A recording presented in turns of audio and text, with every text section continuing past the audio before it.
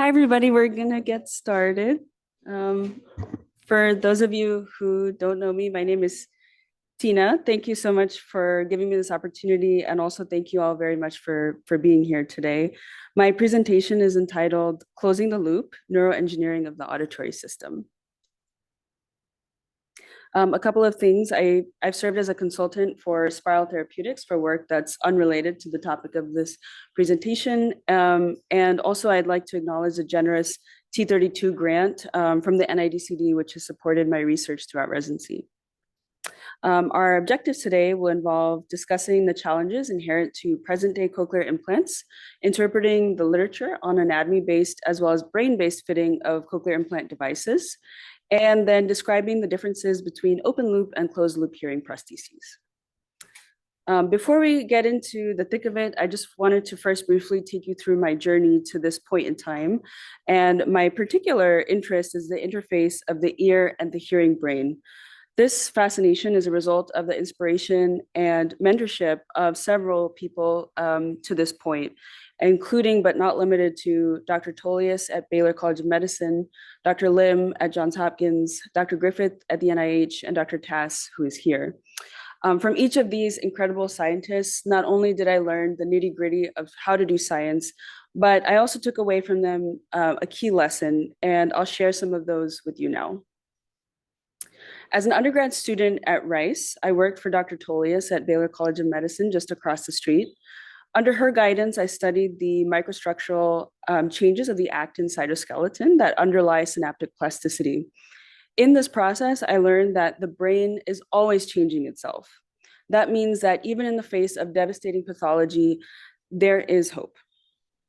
As a medical student at Hopkins, I then worked with Dr. Lim in testing an alternative method of programming for cochlear implants called current steering. And we found with this alternative method that we could actually induce improvements in low frequency hearing during music listening for CI users without having to change anything about the hardware. This showed me that existing technologies have their limitations, but you can actually push those boundaries. Next, during a gap year between my third and fourth years of medical school, I went from Baltimore down to Bethesda, Maryland, and had the great fortune of working for Dr. Andy Griffith at the NIH.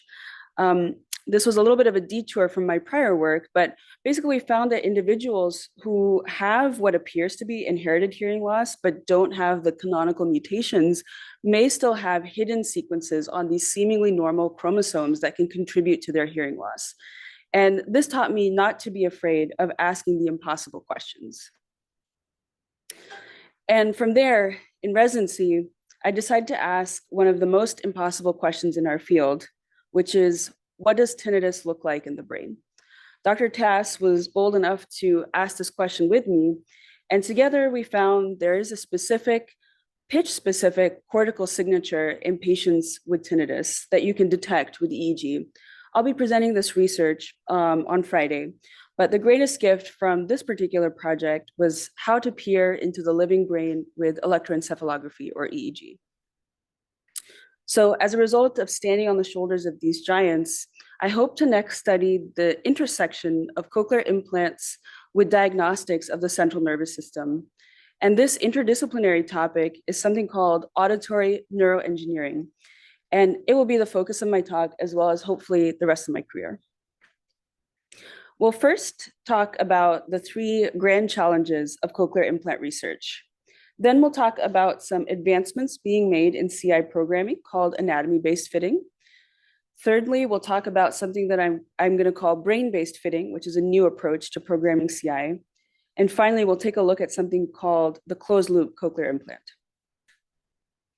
As you all know, CIs have come a long way from when they were first invented, starting as single-channel devices, and now they are multi-channel devices with all sorts of advanced features, including MRI compatibility, options for electroacoustic hearing, increased comfort, sound quality, and speech coding.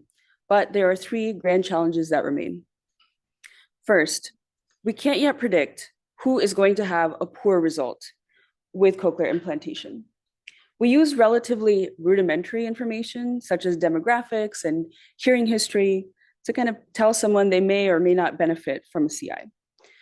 On a related note, there's so much variability in outcomes after implantation, and we can't necessarily account for all of that. And finally, there is a pressing need for novel interventions for the patients who achieve poor outcomes after CI. The authors of this paper also acknowledge that the variability in outcomes may stem not just from the ear, but also from the brain. So we can't see the CI as simply a prosthetic of the peripheral auditory system. It's actually part of a functionally integrated information processing system, which includes the brain. Unfortunately, present-day CI pretty much ignores that concept. At this point in time, after a patient gets their CI, they go to an audiologist to have the implant activated or fitted. And then they undergo a process called, so they undergo activation and then they undergo the fitting. And the fitting basically entails technical adjustments of the processor, which is shown here. This fitting process involves adjusting the dynamic range of each electrode, which is the difference between the highest tolerable current level without discomfort and the lowest current level at which the patient can detect a sound. The fitting process also involves balancing loudness across different electrodes. This is a very subjective process, and it typically requires input from the patient. It's also done relatively infrequently. From a frequency standpoint, individualized adjustments are not yet fully realized in the clinical setting. So for patients who are musically inclined, you can sometimes adjust the pitches associated with each electrode to match the patient's acoustic hearing on the other side if they have single-sided deafness, or you can actually match it to the other implant if they have one, but not everyone is capable of doing this. And additionally, as shown in this chart, which demonstrates the dominant frequencies in various languages, you can see that those pitches are different in any given language. So British English is in orange, American English is in blue, light blue, and then those have relatively higher pitches within the language, whereas a language like Japanese is going to have many more lower pitches. We can't really accommodate for this in CI, especially if somebody's bilingual. Another issue with fitting technologies is that there's something called the frequency to place mismatch, which is a discrepancy between the electronic filter frequencies and the cochlear place frequencies for each individual electrode. So this can happen when the default mapping doesn't match the cochlea's mapping. Reducing that mismatch may be able to improve speech outcomes. And one effort to minimize this mismatch is called anatomy-based fitting. In this process, you actually use imaging to, such as CT, to visualize the exact position of each electrode within the inner ear. And then you adjust the processor frequency settings to match the electrode position. This map should theoretically reflect individual differences in anatomy and electrode position. We'll talk briefly about anatomy-based fitting for the next few minutes. So this is a fancy picture from Medel's website about anatomy-based fitting. Their company has developed a product called Otoplan, and some clinicians are starting to use and study this product to preoperatively help pick out the right device for their patients based on pre-op imaging, and then post-op using post-op CT to do post-activation anatomy-based fitting. As you know, however, post-op CTs are not standard of care at many institutions, so this is still a relatively early procedure and does require an extra step. The results of anatomy-based fitting are early, do show some promise, and I'll talk a little bit more about that. In this particular paper, they looked at 24 CI users who underwent implantation. They all got CT after surgery, and then they were given two programs. One was the standard map, and the other was a custom map based on their anatomy. They were then randomized to start with one or the other, and they experienced their life for 6 weeks with the first program before switching to the next, and they underwent various speech perception tasks after each block. Briefly here, the differences between conventional and custom maps range on average from 1.6% higher frequency for the custom map at the basal turn, all the way up to 32% lower pitch at the most apical electrode. So that just shows you there is quite a difference in the actual frequencies per electrode. Speech and noise was performed in these subjects at 4 different signal to noise ratios. And they actually found that the CI users did perform better in speech and noise testing with the custom maps. However, there was no difference in speech recognition in quiet, and there was no difference in tonal audiometry between the 2 groups. In this paper, actually, out of Dr. Lim's group at UCSF, they looked at similarly 17 CI users, and they compared conventional mapping to anatomic mapping. And the bottom line is the subjects were better at scaling pitch with the custom maps, meaning they could tell you if a frequency was higher or lower than another, and if so, by how much. But when it came to speech testing, for monosyllabic word test and speech and noise, they performed the same.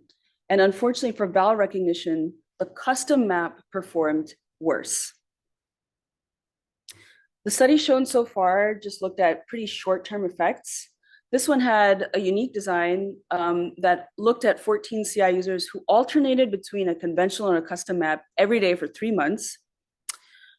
The bottom line of this study, they showed that 12 of 14 subjects not only preferred the conventional map over custom mapping, they also performed better.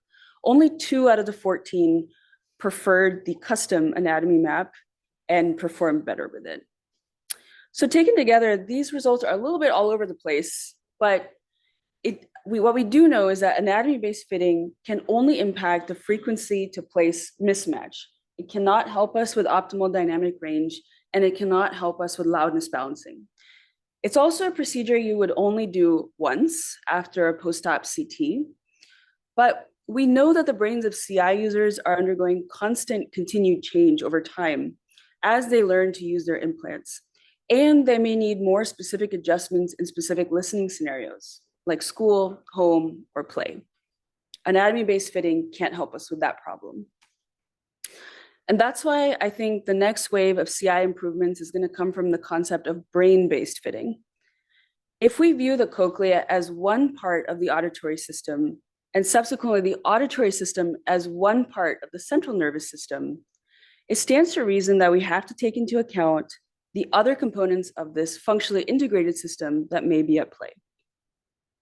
A group out of Hopkins provided some really key insights into the justification for brain-based fitting.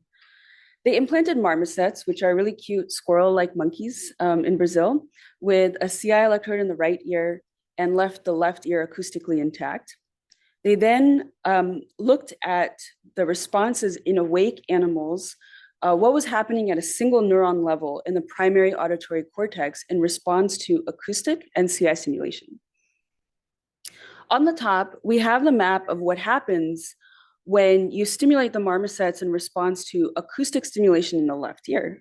There's pretty robust bilateral cortical responses because the cortex responds to stimuli from both sides. So if you stimulate the left ear, which has its native hearing, the cortex on the implanted side is going to respond as well. But on the bottom, which shows what happens when the right ear gets CI stimulation, we have a really interesting phenomenon. The neurons are actually not that responsive, as represented by the empty circles. And this is actually worse in the ear that's ipsilateral to the implant. So that is kind of weird.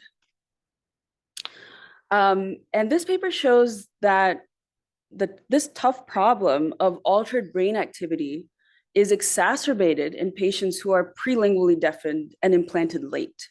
So in children who are prelingually deafened, they sometimes develop something called cross-modal plasticity. So this is when the auditory cortex starts responding to non-auditory stimuli. So for example, sign language, which is a visual stimulus, can actually elicit activity in the auditory cortex. You would think that's a good thing because it's keeping the brain active, right? It's not. Unfortunately, when the metabolic activity of the auditory cortex is restored by cross-modal plasticity, meaning it's starting to respond to non-auditory stimuli, that cortex is no longer as open to respond to signals from a CI if implanted late. This picture shows some simplified PET CTs of various prelingually deafened children with varying degrees of deafness prior to implantation. The blue regions show hypometabolism or decrease in activity. And you can see that for children who were implanted at a shorter interval from their onset of deafness, they have more hypometabolism. The cortex is not that active. And paradoxically, counterintuitively, they actually perform much better with CI testing. So cross-modal plasticity is unfortunately detrimental to CI user performance. We do counsel patients in the clinic that they may have poor outcomes with longer duration of deafness, but so far, unfortunately, there's not been much we can do about it. On a brighter note, we do know from early studies, this is a paper from Dr. Hockmeyer, who was one of the original inventors of CI in 1997. We do know that with training and with time, patients do tend to improve even up to a year out from surgery. So the brain is literally changing throughout this process. The question then becomes, if the brain changes itself, shouldn't we change with it? I came across this paper by Professor Blake Wilson, who's another key inventor of the implant. And this paper has completely changed the way I think about hearing restoration. They describe a totally new approach that takes into account these differences in the auditory brain when designing CI processors. Present-day CIs use something called the bottom-up approach to programming. So you basically stimulate the various parts of the basilar membrane, and you kind of let the brain interpret it as it will. But it turns out that patterns of activity in the auditory nerve that are produced by standard CI programs are really, really different from the patterns found in normal hearing, in part because there's only a few contacts in a CI, whereas there are 3,500 rows of hair cells in a normal cochlea. That's called bottom-up processing, and it effectively ignores any abnormalities that may be happening in the brain. Now we're going to talk about this revolutionary new idea called top-down programming, which Dr. Wilson describes. The top-down approach asks, what does the brain need as input in order to perform or learn to perform optimally? This may be very different for any given patient. And so what's coming through the processor in top-down programming may be nothing like what you'd expect for bottom-up programming. I'll give you an analogy to understand this. Imagine you're learning to swim, you don't know how, and as your first task, you're thrown into the Molokai Channel, which is a 42-kilometer swim between Oahu and Molokai in Hawaii. It's very difficult waters, dangerous marine life. You're basically destined to fail, and if you cross at all, you'll probably never swim again. And in some sense, by making CIs more complex with longer electrodes, more contacts, more complex processing strategies, we might actually be making it harder for the auditory brain to make use of the input that it's receiving. We're throwing the patients into the most challenging waters possible without any help before teaching them how to swim. What if instead we simplify the inputs to match what's coming in with the brain's ability to process it? Again, this is counterintuitive, but we could potentially reduce the rate of stimulation at each electrode and also reduce the amount of frequency at each electrode. Studies show you can actually reduce a lot of information before you lose what's critical for speech. Over time and with training, you could alter that input to be, again, more complex as the brain adapts, thereby driving the brain at its limit. It's kind of like training wheels when you're first learning to ride a bike. You increase the stimulus complexity while the brain reorganizes, nudging it towards normalcy. And at the end of this theoretical situation, the stimuli and the brain are matched, and the user attains optimal performance. It does seem counterintuitive, but driving the brain at its limit might be able to invoke it to change. And that's the idea of harnessing plasticity. In order for top-down processing to be feasible, we do have to be able to measure brain function. And fortunately, we can do that with electrophysiologic measures such as electroencephalography or EEG. Depending on the time point after a stimulus, you can probe different aspects of the auditory system, and this is tested on our boards. But you can go from the brainstem all the way through higher order processing. We already have some data which suggests there are differences in high performing versus low performing CI users at the level of what's called the N1P2 complex, which is the complex that I have been studying for the last several years, as well as in a feature of EEG called the mismatch negativity, which tests feature discrimination at the auditory cortex. The process of fitting would then no longer be static. It would become iterative. So you would start by measuring each patient's brain function at the outset, prescribe how the stimuli should be optimally processed for that patient, and then at some predetermined interval or after the patient or their clinician notices a change in speech performance, you could then go back and re-prescribe the new stimuli that should be delivered by the implant based on your new brain assessment. Depending on those changes, you adjust these stimuli so that you're always maintaining a good match between the implant and the brain. And that's the concept of brain-based fitting instead of anatomy-based fitting. And this leads me to the final topic on our agenda today, the idea of a closed-loop cochlear implant.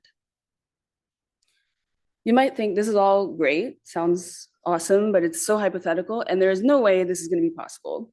But it's actually in the works, and I think it's something we will see come to life. So traditional CIs are what we call an open loop. A sound hits the microphone, it's processed, it stimulates the brain, and the patient perceives the sound. They undergo, at some infrequent interval, audiologic testing, provide subjective responses, and their CI audiologists make some adjustments, and off they go, right? But young children, people with communication disorders, the elderly, or those with cognitive impairment, many of our patients, they may not be able to participate fully, if at all, in this process. In a closed loop CI, which implements the iterative process of brain-based fitting, there would be no subjective response required. A brain-computer interface would continuously monitor the user's speech intelligibility and autonomously adapt the settings to improve performance. And that's what's meant by closing the loop. In this same paper, this particular group describes a really clever experiment that they did to help bring us closer to this idea of a closed loop CI. In each of several users, they determined the speech reception threshold, as we normally would, and then they created an objective version of the speech reception threshold. It didn't require any input. They recorded the EEG while users listened to speech and noise, and then they actually were able to reconstruct what's called the envelope of the stimulus from the EEG. The envelope of a stimulus is the graph of the amplitude changing over time. They then compared that EEG readout of the reconstructed envelope to the actual envelope that they had fed into the CI. And how well those two envelopes matched was a proxy for neural tracking. And they found that in 80% of subjects, those two metrics, the subjective SRT and the one read out from the EEG, matched within 2 decibels. That's actually within the expected measurement precision of the SRT. So that's really, really good. And this demonstrates that we can actually test the brain's ability to process CI sounds without subjective input. This very recent paper by the same group then goes into a mechanism in which they actually recorded the EEG from the CI itself. Conventional EEG is very labor intensive. It's cumbersome to apply, takes a lot of time, and having had many done on myself as a result of my research, it's actually kind of uncomfortable and painful. Normal scalp EEG would thus be completely impractical for CI users to use in everyday life. So this is a huge step. They were able to work with a modified version of the CI from Cochlear Americas, in which they used a standard CI and then fitted it with a percutaneous connector that would allow the researchers to access the device. And they were able, through this process, to record continuous EEG from the intracochlear electrode. On the left, we have some of the ABRs that were recorded, and on the right, some of the evoked potentials. Without getting into the weeds of it, the point here is that the waveforms are a bit different from those recorded from traditional scalp electrodes, but we can quantify those differences. And this work paves the way for us to be able to use the existing electrodes to record EEG off of a CI. Another group did a similar proof of concept study, but this time they actually used the MP1 and the MP2, which are the grounding electrodes, as recording electrodes, which you all are familiar with. The MP1 goes under the temporalis and the MP2 is in the implant casing. They were able to stimulate the CI with the intracochlear electrodes and then record EEG off of MP1 and MP2. They were also able to get pretty robust electrophysiologic readouts that are, of course, different from standard tracings, but nevertheless very promising. With these creative advances, I think we will one day see closed loop CIs become a reality, addressing all three grand challenges of CI. A closed loop, top-down CI system would inherently adapt to pre-implant factors and the individual variability per person that leads to these differences in their outcomes, especially in patients for whom they don't see benefit from traditional bottom-up processing. Many of you may be familiar with this paper by our own Drs. Jackler and John on the future of otology. They describe the anticipated connectivity that hearing devices will have with other technologies such as smartphones, digital personal assistants, biosensors, as well as with other metrics of bodily function, glucose, oximetry, EEG, and so forth. I think that in the future, closed-loop hearing prostheses will play a role in this ear, brain, body world system, and I'm really excited to see what's next. Overall, we have to be willing to think outside the box to break free of the presumed limitations of these devices in order to realize their full potential. One of the most important things I did at Stanford, and I highly encourage all of the residents to apply, is to participate in the Stanford Biodesign course. I remember really early on in the course, one of the course directors said something that really changed how I think about medical innovation. And basically he said, don't think about innovation in terms of the small steps. You want to think about the crazy thing, the really big thing that you actually want to solve, not just the small problem you think you can solve. And so for me, I think this is one of those things. In closing, I'd like to express I'm filled with immense gratitude to all of you, my teachers, my colleagues, and all of the patients. Thank you for the gift of your time and your wisdom over the last several years.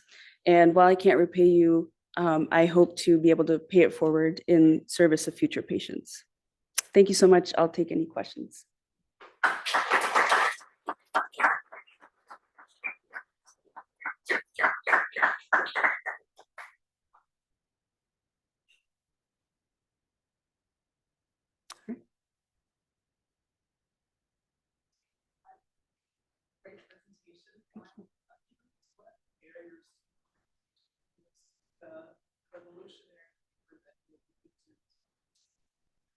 Yeah. I think there are several. One is going to be just the ease of implementing this in a very practical way. As I alluded, the EEG is still filled with artifact. So I basically spent a full year of my T32 removing artifacts from scalp EEG. And it was extremely, it was a manual process to some extent. And so if you think about a CI, it's going to always produce artifact constantly.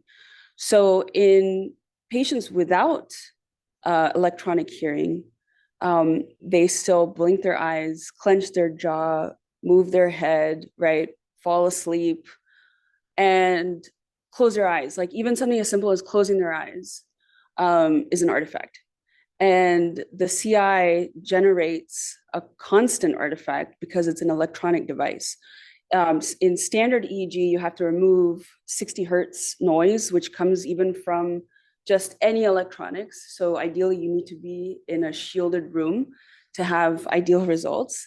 We can't do that in a living person. And so I think artifact reduction and removal are a big part of it, as well as our hardware still needs to kind of catch up. While you can record to some extent EEG from intracochlear or implanted extracochlear electrodes, the mechanism of reading it out, as I mentioned, required a percutaneous adapter, which can lead to infection and kind of, it's going through the skin. So that's not going to work for the long term. So I think we still have some hardware challenges to really parse down the requirements for this. But if you think about like what's happened with the iPhone, right? Like even when we were all in elementary school, we had these huge desktops, in school, and to connect to the internet, you needed to actually use your phone line, which is ridiculous in retrospect. But even in the last 30 years, we've seen everyone has potentially multiple smartphones and you can connect to the internet instantaneously. So I think we're going to get there, but we need more time for hardware optimization. Yeah.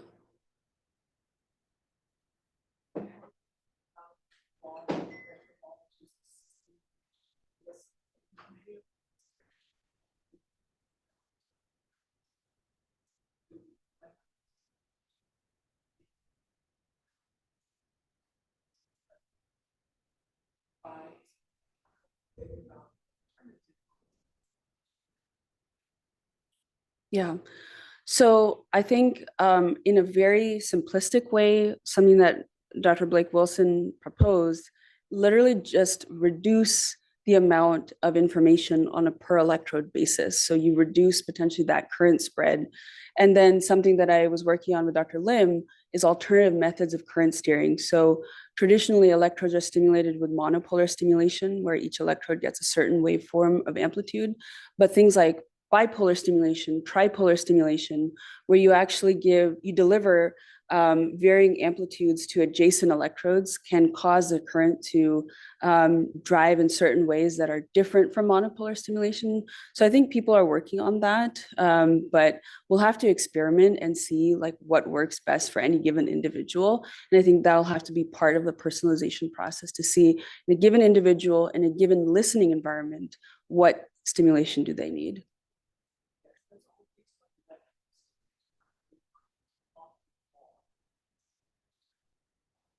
Partial genetic risk that's all on the horizon.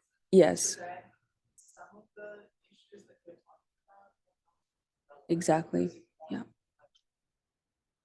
That's right. That's important to consider.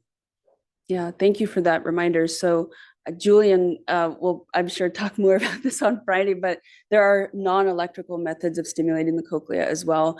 And something else that has come up is the interface of pharmaceuticals with this process.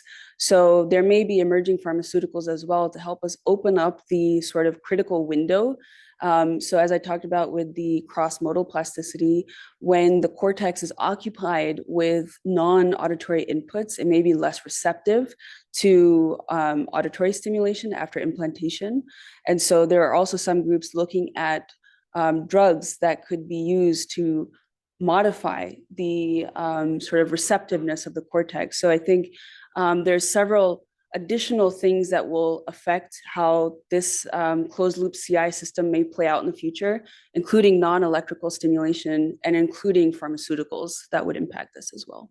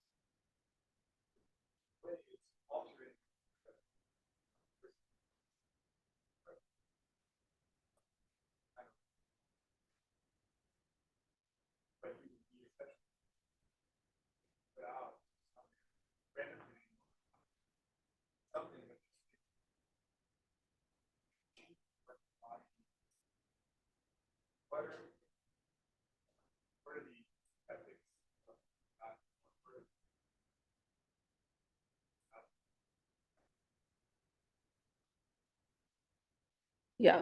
Let me pull up. That's an interesting point about the ethics of that. I imagine this more as the training required to reach optimal performance. And so I think it would require a great deal of counseling to the patients that what you hear now is intentionally not what you're going to hear, what we hope at the end of this process. Right now, we counsel patients that it's going to take training, but we don't actually change what they're provided. Whereas in most other things that are skills, even residency, we don't view it as you need to be able to accomplish, you know, performing complex head and neck reconstruction as an intern, because that would be impossible in some sense. So I think as long as we are transparent about the objective, offer the patient that as an option, knowing that there may be additional acclimatization that needs to occur, then I'm not sure that it's necessarily unethical. The other piece of it is even for anatomy-based fitting, we actually, if you do anatomy-based fitting, as shown here, in order to optimize the frequency to place match, you actually have to potentially deactivate a lot of electrodes, and it shifts the spectrum in a certain way. So, you know, you're implanting however many electrodes, 22 electrodes, but only using a certain subset of those. Is that unethical or problematic? As long as we tell the patients, you're probably going to experience distortion and maybe need longer to accommodate to these changes. I think that it's up to the patients to decide if that's something they're willing to work with us on. That's, I think, how I view the alternative methods of fitting. You could argue that what you would really need to do that is you have to have an idea what that representation should look like in the cortex, and what would report from that. And so that's it's still a work in progress in some regards, because that must be complex, whereas you can reliably record that, it doesn't almost differentiate that much different phonemes or syllables or all the things we want that we have to make decisions depending on. So like the work that Tom and others, Tom Frankart, said multiple times, like, so you have to have strategies then to basically classify or what the classification tools say. Is this EEG output reliable distinction? This EEG output, of course, on that. And we only have a loose ideas how to do that yet. And some of the local dimensions are suited for that action. We can't do that for because of the electrical artifact issues. And I've talked with Tom about, I'd be happy to introduce you to Tom. I know he's doing a lot of work in the deconvolution in that regard. But to Julian folk, I mean, we have to have a better understanding of what that neural representation should look like in the cortex that we can record. And then we have to have better machine learning classification tools, work that Stephen and I were working on a few years back to try to deconvolve these things accordingly. So yeah. It's good work, but there's a lot of steps, but it's good stuff. Yeah. And we're speaking about ethics, a really interesting question that has been posed to me by some of our sophisticated patients is, well, will you then spy on my brain? Yeah. So people from Silicon Valley already saying, can you record the EEG from my device? And I don't want the device, because you start with optimizing speech perception, but then you get data on everything else. So it is a very fascinating area to consider and regulate safely. Absolutely. Yeah. As somebody who has looked at a lot of EEGs, I find it personally ridiculous that you could read much of anything. Yeah. I mean, you're right, but people don't feel like that. People think that, yeah. Yeah, what you have to look at to do this, as Tina knows acutely well, is very different than what it's orders of magnitude different. But that's a concern that people have. So.